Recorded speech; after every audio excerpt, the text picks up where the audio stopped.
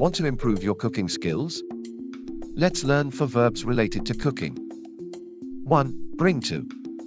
Cause something to reach a specific temperature. Bring the sauce to the boil or bring the water to the boil before adding to the coffee. 2. Mix in. Combine ingredients, often using a spoon. You need to mix in the sugar after the water has started to boil. Or mix in some herbs with a spoon to combine them with the sauce. Then set aside the sauce to cool down by moving it away from where you're working. 2 verbs here. Set aside means to move something away from where you are working and leave it alone.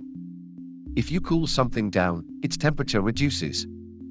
Finally, put the direct object before or after the phrasal verb to use cool down properly.